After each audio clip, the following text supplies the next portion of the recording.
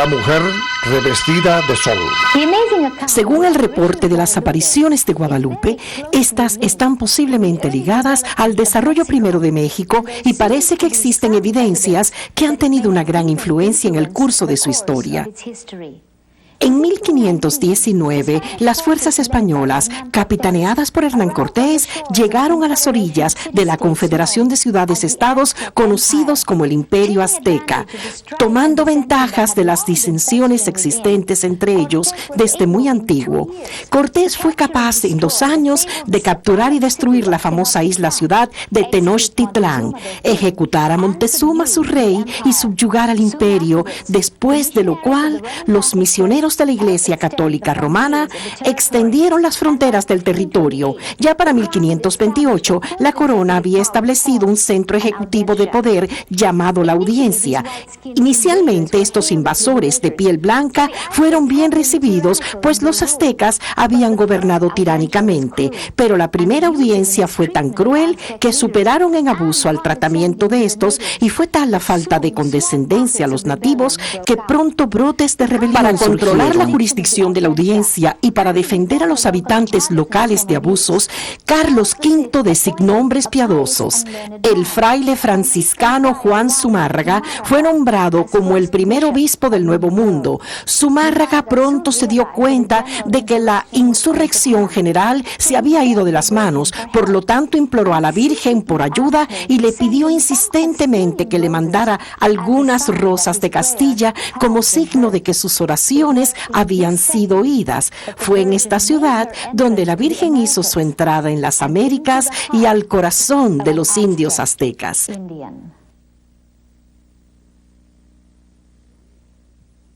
Juan Diego estaba contento de haber dejado los sacrificios humanos de los aztecas y contento de haberse convertido a la fe católica después de haber sido casado de acuerdo con el rito católico.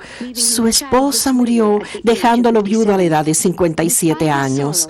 A pesar de su dolor, él atendió fielmente a las instrucciones catequista y participaba en las misas en honor a la Virgen Madre, tal como lo hacía aquella mañana de diciembre 9 de 1531. Hubo un tiempo en que la colina de Tepeyac fue un lugar de cultos a los dioses aztecas y también antiguo lugar de adoración. Por ese día se oían las voces de los pájaros cantando dulcemente. De repente, Juan observó una luz muy hermosa y sintió una voz joven que lo llamaba con afecto. Juan, Juanito, Juan Dieguito. Caminando hacia la voz misteriosa, él subió lentamente y al llegar a la cima, de repente se encontró cara a cara con una muchacha joven llena de luz y belleza. Ella parecía tener solamente unos 14 años y sus ropas, como el sol, irradiaban luz sobre las rocas circundantes y los matorrales alrededor. Ella le pidió que se acercara y le habló en náhuatl, que era su lengua nativa. Juanito, el más pequeño de mis hijos, ¿a dónde vas? Dirigiéndose a ella como señora y niña mía, él le explicó que estaba en camino a misa. Ella sonrió y dijo: quiero que sepas, mi hijo el más amado, que yo soy la siempre y perpetua Virgen María, Madre del verdadero Dios, por quien todas las cosas viven, el Dios de todas las cosas, Señor de cielos y tierra. Yo deseo un templo aquí, en donde yo también voy a mostrar todo mi amor, mi compasión, mi ayuda y mi protección a las gentes. Yo soy una madre misericordiosa, la madre de todos los que viven unidos a mi hijo y de todos los hombres, la que siempre escucha a aquel que clama a mí, aquellos que tienen confianza en mí. Aquí yo escucharé las voces de dolor y aliviaré y remediaré los sufrimientos, necesidades y desgracias. Por lo tanto, para que se realice mi intención, ve al señor obispo de Tenochtitlán y dile lo que has visto y oído. Estate seguro que yo te estaré agradecida y te recompensaré por hacer con diligencia lo que te he pedido. Ahora que has oído mi pedido, mi pequeño hijo, ve y haz lo posible por todo lo que te he dicho. Con todas estas palabras grabadas en la memoria, comenzó la aventura de Juan Diego y la Virgen de las Américas. Juan Diego hizo lo que la Virgen le pidió y fue recibido con suspicacia por Zumárraga, quien, a pesar de quedar impresionado por la humildad y sinceridad del indio, fue escéptico. Juan retornó a la Virgen para participarle sus temores e implorarle que encargara esta misión a alguien más importante y respetado, ya que él no era nadie. La Virgen miró a sus ojos con calma y le dijo: escucha, el más pequeño de mis hijos, y entiende que yo tengo muchos a mi servicio a quien puedo encargar mis mensajes, pero a ti he dirigido mis palabras. Es mi voluntad. Es importante que tú hables por mí, así pequeño como eres. Por eso te mando, hijo, que regreses de nuevo a ver al obispo y que le digas en mi nombre que deseo que se erija un templo como he pedido y que has visto con tus ojos en persona a la siempre Virgen María, Madre de Dios, y que yo te envío. Juan Diego sabía que el obispo no estaría contento de verlo de nuevo, pero cumplió con el mandato de la Virgen y después de esperar muchas horas, se arrodilló delante del obispo y repitió el mensaje. En tanto Zumárraga lo examinaba y vio que el indio no se contradecía, y también se dio cuenta el obispo que como un nuevo converso hablaba, así era él. Juan no había tenido muchas oportunidades de oír sobre las apariciones de la Virgen y no podía estar tan seguro, por esto le pidió un signo del cielo. Juan partió prometiéndole pedirle a la señora un signo que él pudiera traer consigo, y fue seguido por hombres del obispo hasta que comenzó a subir el Tepeyac. Cuando llegó a la cima y dio el mensaje a la señora accedió y le pidió que regresara en la mañana por el signo, y terminó diciéndole: no te olvides de mi gratitud, te esperaré aquí, no te olvides de mí. Con la alegría de su éxito, Juan decidió ir a ver a su padre adoptivo, su tío Juan Bernardino. Cuando llegó, lo encontró seriamente enfermo. Toda la noche y el día siguiente, Juan Diego lo pasó a su lado, atendiéndolo en sus necesidades. No se sabe si olvidó o simplemente no cumplió con su cita con la Madre de Dios. La condición de Juan Bernardino se deterioró y a las 4 de la mañana del martes 12 de diciembre, Juan Diego salió con premura en busca de un sacerdote que administrara los sacramentos a su tío moribundo. Temiendo que se podría encontrar con la Virgen, decidió evitarla, dándole un rodeo al Tepeyac. De repente, Juan la vio descender de la montaña en un haz de luz en un ángulo que lo interceptó. Él no pudo retroceder y se encontraba tan perturbado que cuando escuchó su voz que le decía con un acento muy compasivo: ¿a dónde vas, el más pequeño de mis hijos? ¿Y qué ruta es la que estás tomando? Como un niño decidió ganar tiempo. Mi hija, mi señora, mi niña, ¿por qué estás levantada? ¿Estás bien? Pero entonces con voz queda explicó lo que ocurría. La señora lo perdonó y éste le prometió que si ella tenía paciencia, en cuanto él terminara con su obligación, regresaría al próximo día a cumplir y obedecer su mandato. La Virgen con ternura le dijo: escucha, y que esto penetre tu corazón, mi pequeño hijo, y que estas palabras penetren en los corazones de todos los pequeños del mundo y les llame la atención. Que nada te desanime, que nada te descorazone. No dejes entrar nada en tu corazón que lo oprima. También no temas ninguna enfermedad o problema, ansiedades o dolor. ¿No estoy yo aquí, que soy tu madre? ¿No estás bajo la sombra de mi protección? ¿No soy yo fuente de vida? ¿No te tengo bajo los pliegues de mi manto y entre mis brazos? No te preocupes por la enfermedad de tu tío, él no morirá de esto, está ya bien, ya no sufre enfermedad. Con esto, Juan Diego, en toda su simplicidad, creyó. Y rodeando a su querido tío en fe, decidió llevar adelante el pedido.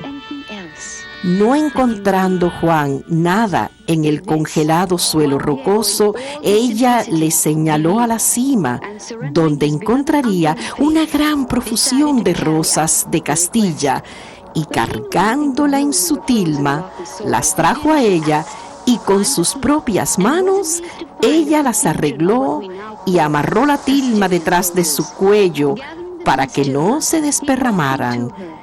Ella le instruyó que como su embajador solo abriera la tilma en presencia del obispo y le contara de dónde las había obtenido y reportara todo lo pedido. Juan partió y encontró a Zumárraga rodeado por un grupo de personas importantes. Este no mostró lo contenido en la tilma hasta que se arrodilló en su presencia y, contándole los eventos de la mañana, soltó la tilma y dejó caer las rosas en cascada al piso. Una gran fragancia llenó el aire y Zumárraga se quedó sin palabras al ver que ese era el signo que él había pedido a la Virgen. Él movió sus ojos como preguntando, cuando en ese instante apareció en la tilma la imagen de María, la Virgen Madre. Todos ellos cayeron de rodillas y un relato antiguo cuenta que, quitando la tilma con cuidado del cuello de Juan Diego, se llevó el ayate con gran reverencia a la iglesia. No existen documentos originales de la historia de Juan Diego y la Virgen de la Tilma, pero esto puede ser atribuido a la escasez de papel en el México de esa época. Sin embargo, hay pruebas de las diversas formas en que fueron memorizadas por cantores populares y declamadas en reuniones y plazas públicas. Un relato completo fue escrito por un sobrino de Moctezuma en algún momento entre 1548 y 1554. Este fue escrito en idioma náhuatl y es conocido universalmente como el Micán Mopoa. Este documento desapareció durante la Guerra Mexicana en 1847, pero después de una extensa investigación se encontró finalmente una copia. Otras referencias escritas de esa época y que han sobrevivido durante los siglos, tales como las palabras de ciertos nobles indígenas, donde se documentan milagros específicos atribuidos a la tilma. Pero será mejor que regresemos por el momento a 1531. El obispo permitió a Juan Diego quedarse esa noche. La noticia se extendió muy pronto y la próxima mañana cientos se unieron a una procesión triunfante a la catedral. Zumárraga de ahí prosiguió al Tepeyac para ver el lugar que la Virgen había escogido para el templo. Después de esto, envió a Juan Diego con una escolta de honor hasta la casa de su tío. De acuerdo con el Micán Mopoa, al llegar Juan Diego se encontró al viejo ya curado y ante la multitud reunida, él relató los eventos que había sucedido. El viejo contó lo que sabía y reveló su increíble historia. Una hermosa mujer se había aparecido cuando él estaba muriendo e irradiando amor llenó el cuarto de luz. Juan Bernardino se recuperó inmediatamente y al caer de rodillas la señora le dijo que ella había interceptado a su sobrino y enviado al obispo con su imagen en la tilma. Ella también le pidió a Juan Bernardino que informara al obispo del título con el que ella quería ser conocida.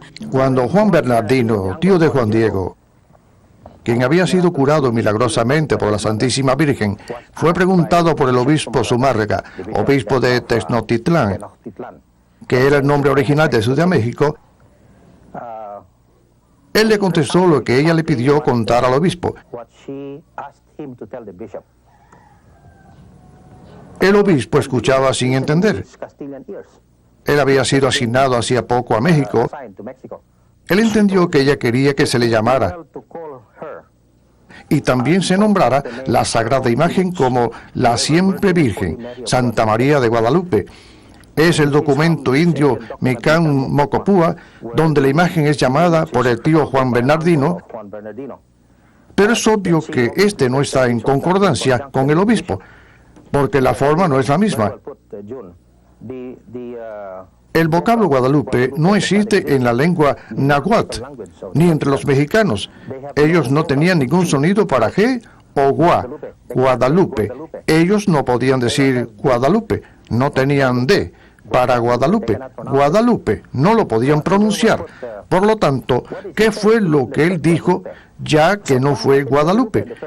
Primeramente vamos a ver Guadalupe.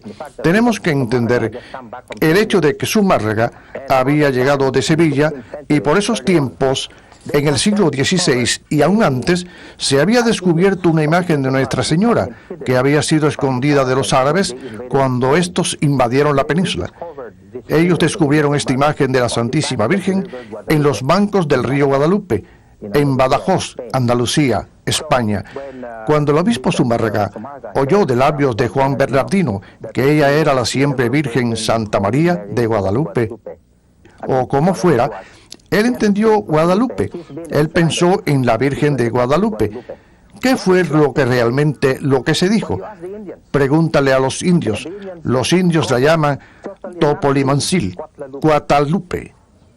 El sonido Guadalupe es parecido a Guadalupe. ¿Qué quiere decir Guadalupe en la lengua náhuatl? Quiere decir ella, la que pisa la serpiente de piedra. Tepolimancil Guadalupe, la madre de Dios que pisa la serpiente de piedra. ¿Qué cosa es la serpiente de piedra? La serpiente de piedra fue Quetzalcóatl, el dios de la tierra, representado como una serpiente de piedra.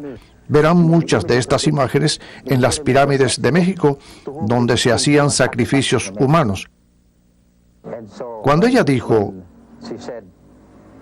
yo soy la Santa María de Guadalupe, la Virgen María que pisa la serpiente, fue entendida por los mexicanos y los sacrificios humanos se detuvieron inmediatamente. Porque los mexicanos vieron en esta imagen algo parecido a un jeroglífico, ya que la forma de escritura azteca eran símbolos jeroglíficos. Ellos vieron en esta imagen de la mujer de pie delante del sol un ser superior a este sol. La vieron pisando la luna negra, que era otro de los símbolos de Venus. Ella era superior a esta Venus. Y su manto estaba hecho de estrellas. Ella se vestía con el universo entero.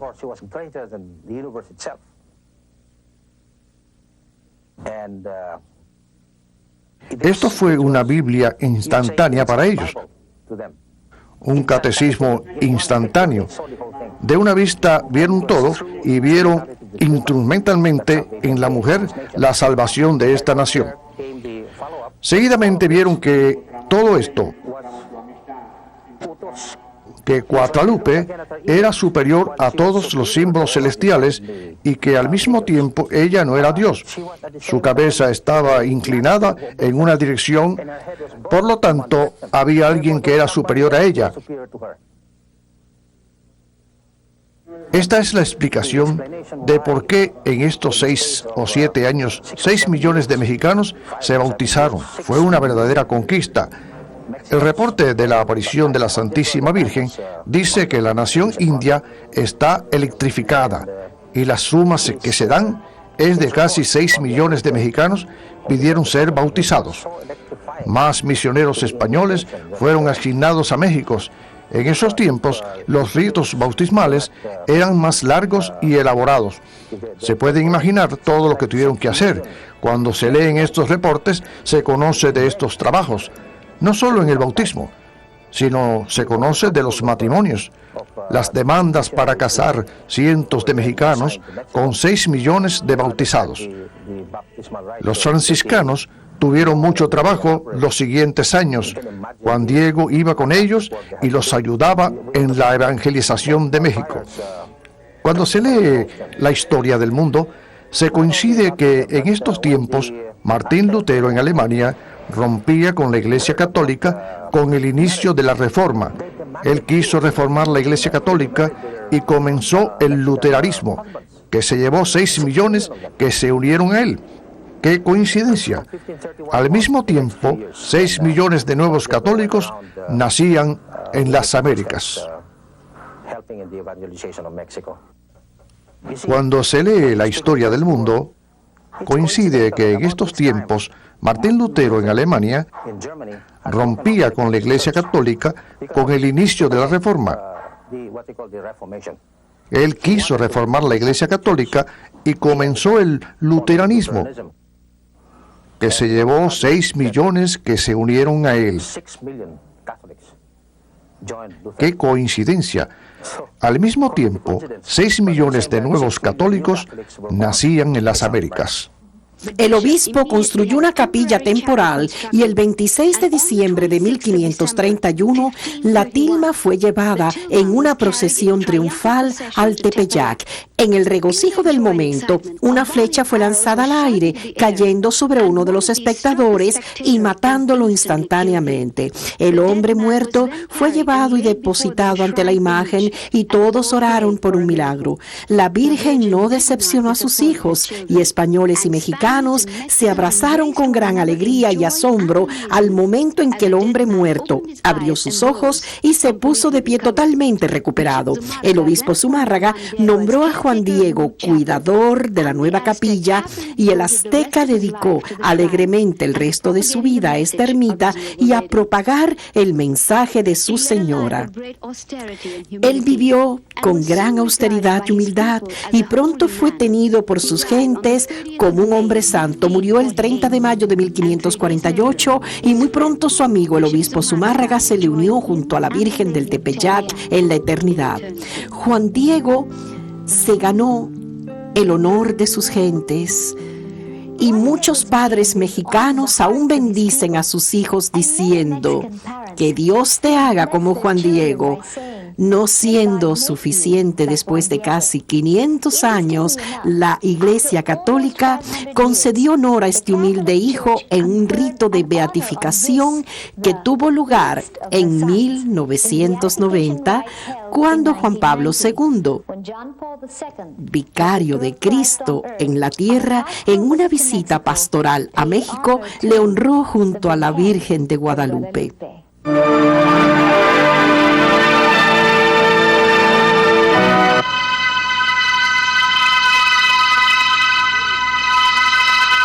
La tilma ha sido objeto de muchas investigaciones y especulaciones. Ella está confeccionada en tela de ayate que se obtiene del maguey, una planta de la familia del cactus que crece en el Tepeyac. Este material normalmente se deteriora en 20 o 30 años, pero la imagen y la tilma se mantienen intactas a pesar de las andanzas de los últimos 450 años. Por más de 100 años esta tela dedicada estuvo sin ninguna protección de cristal y expuesta en un altar, besada y tocada por millones de peregrinos y por diversos objetos. A pesar de esto, nunca se deterioró. Miles de velas ardieron delante de ella y nunca fue manchada por el hollín. Le fue rociado un ácido accidentalmente y milagrosamente permaneció intacta. En 1921, cuando la Iglesia de México estuvo bajo la persecución de un gobierno anticlerical, una poderosa bomba fue escondida en un ramo de flores y colocada directamente delante de la imagen. La bomba explotó durante la misa mayor, arrancando una sección grande del piso de mármol. Rompió ventanales de cristal. El altar fue devastado.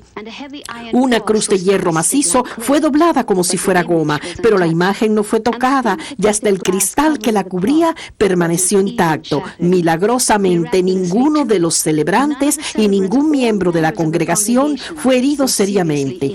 Todos los expertos están maravillados de cómo esta tela pudo haber sido pintada y seguir siendo tan suave. Más aún, cualquier pintura que se utilizó no fue absorbida por la tela, pues los colores no se impregnaron en la manta y solo se encuentran en su superficie. En 1936, el alemán Richard Koch, ganador del Premio Nobel de Química ese año, declaró que no existe ningún tipo de coloración en la tela. El material utilizado para producir los colores no son tintes animales, vegetales o minerales. La figura de la Virgen tiene un alto de 4 pies y 8 pulgadas y debido a su color oscuro los mexicanos la llaman la Virgen Morena y la consideran uno de ellos. Sin embargo, exámenes posteriores han revelado que ciertas áreas han sido retocadas, sus pies y manos han sido oscurecidos y los dedos acortados para darle una apariencia más mexicana. Su apariencia no era la de una mujer mexicana, pues está vestida como una mujer palestina. Hasta este momento se han hecho estudios muy interesantes y muchos científicos han obtenido exitosamente permiso del cardenal arzobispo para investigar científicamente esta tela.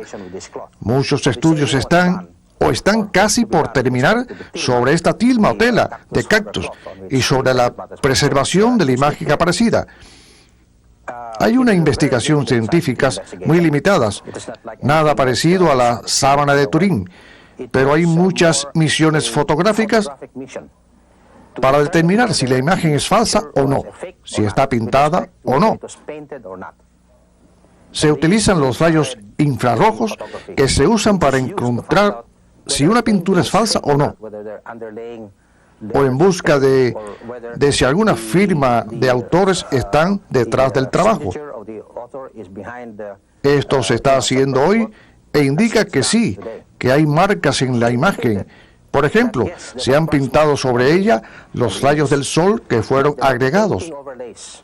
Las estrellas se agregaron. La cinta fue agregada. La luna negra fue pintada y estas pinturas se pueden ver visualmente que han sido agregadas. La pregunta que surge ¿es esta imagen falsa? No podemos decir esto, porque la cara no se tocó y es inexplicable en las propias palabras de un crítico de arte y también científico dice, es inexplicable. No hay explicación para la belleza de la cara. Y respecto a la añadidura de los rayos de sol, o la luna o el ángel, lo que se dice es que hay una imagen debajo de todas estas pinturas y que en el original había una luna, un ángel, estrellas y rayos de sol. No sabemos el significado de por qué algún sacerdote le añadió otras. Probablemente para hacerla más dramática o lo que sea. Pero esto es lo que se discute hoy. Debajo de las pinturas hay una imagen original. ¿Cómo van las investigaciones científicas de las imágenes que se encuentran en los ojos de la Virgen? Esto fue descubierto en 1935. Ese año obtuvo permiso por la CODA para hacer unas fotografías y reproducciones, copias de la imagen de la Virgen, ya que los obispos habían proclamado a la Guadalupe patrona de las Américas, no solo de México, sino de América del Norte y del Sur, incluyendo a los Estados Unidos. Ellos querían una foto por ese motivo. Cuando se amplió la foto de la cara, ellos descubrieron lo que parecía la imagen de un hombre en el ojo derecho. Ellos regresaron a México y lo comentaron al obispo y este les pidió que no lo divulgaran. Ellos mantuvieron el silencio. Pero después de la guerra, otro fotógrafo hizo el mismo descubrimiento. Y esta vez, el obispo no lo pudo mantener callado. Y la noticia corrió por el mundo. Pues, si se mira el ojo derecho, se puede ver lo que parece ser la figura de un hombre ya mayor, arrodillado ante el frente de la Virgen de Guadalupe. ¿Y quién se cree que pueda ser? En ese tiempo no se tenía idea. Después algunos creían que era Juan Diego, pero nadie sabía cómo lucía Juan Diego. Hasta que tú has visto que en las viejas catedrales de México sucede como en la catedral antigua de San Agustín. La base, los cimientos de la basílica estaban en suelo muy blando y comenzó a inclinarse. Por ese motivo se decidió construir una nueva basílica con una estructura más moderna. Cuando estaban desocupando esta, detrás del altar mayor, descubrieron un gran mural de 30 pies o más, más o menos. Esta pintura data del 1540 al 1550.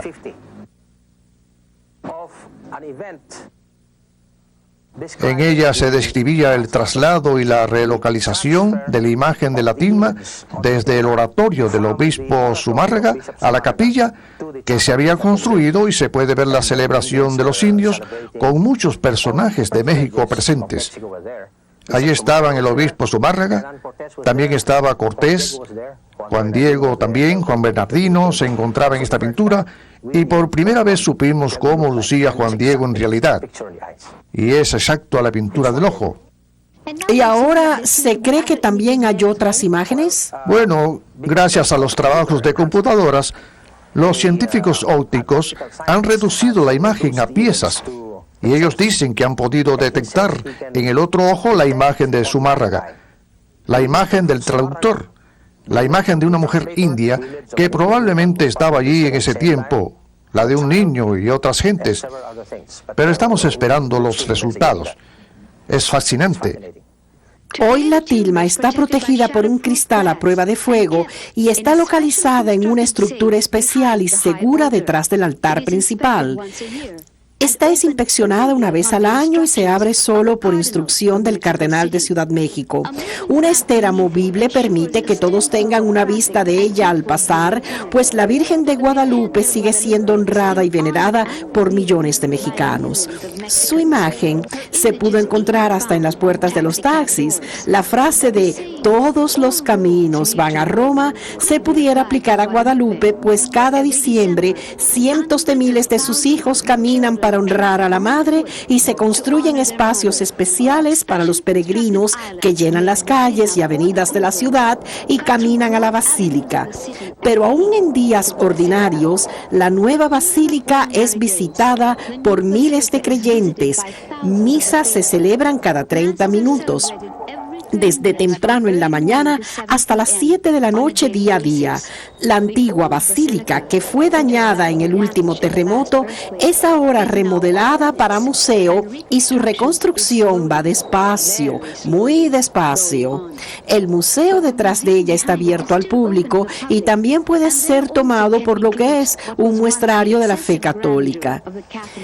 Una de las antiguas capillas está siendo preservada y se pueden ver altares de plata entre tablas y losas rotas.